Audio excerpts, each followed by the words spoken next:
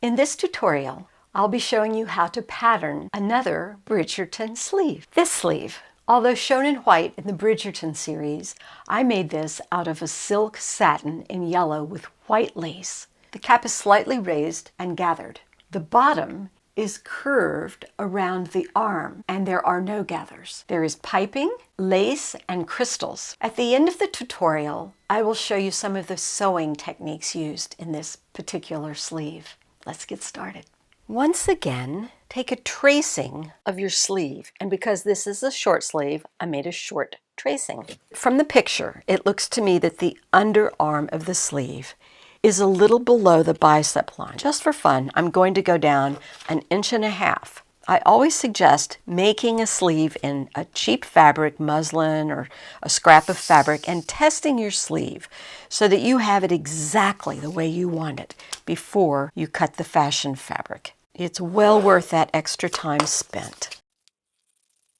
Also, this cap fits into my sloper perfectly, so I don't want to alter this, but the sleeve actually comes in to fit more closely on the arm.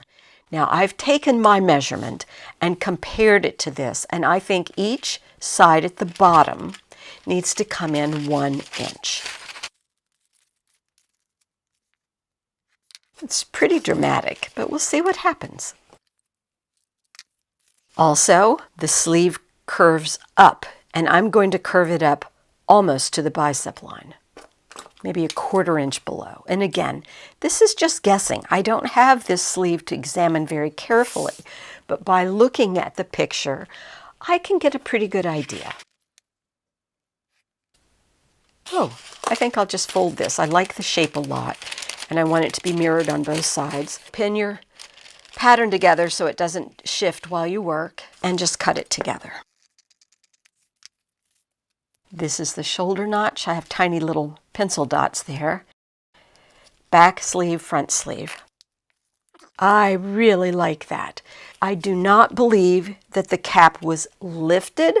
It doesn't stick up past the dress. I'm only going to slash this area and right in here. There's not any gathering in this area. It seems to be all there, and there's not a lot.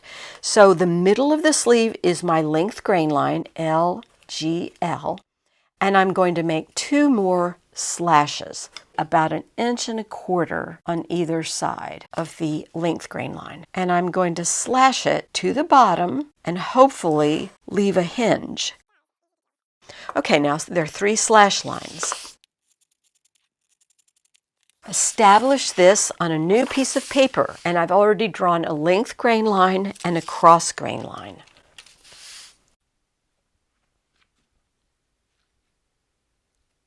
These are all going to be spread. I'm going to spread each one of them 1 inch. So 1/2 inch here on either side. Pins are usually better than tape because you can move it around so much more easily. I'm going to lift this maybe 1/4 inch and blend all of this together. I love having different shaped curves because they do different things.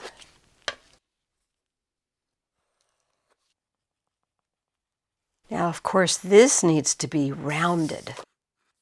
As you can see, this little dot, which is supposed to be a notch mark, has been thrown off a lot. So I usually split the difference a little bit. It got moved 1/2 inch. I'm going to move it back. This is my plot. That's my sleeve. I'm going to add seam allowance, connect all these with curves.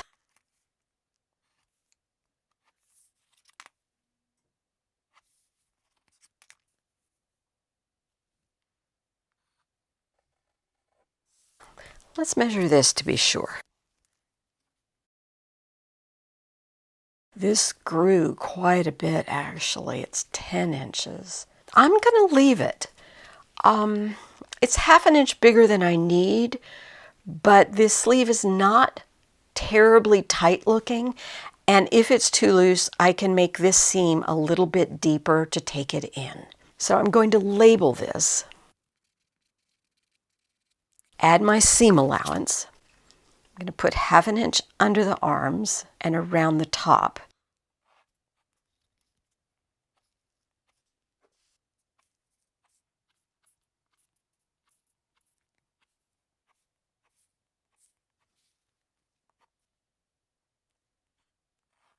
and a 1/4 inch here. That way I don't have to trim it later.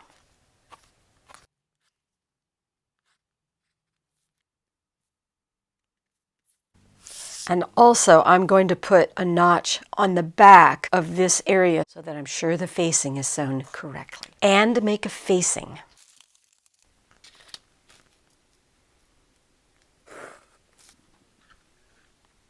Mark my grain lines.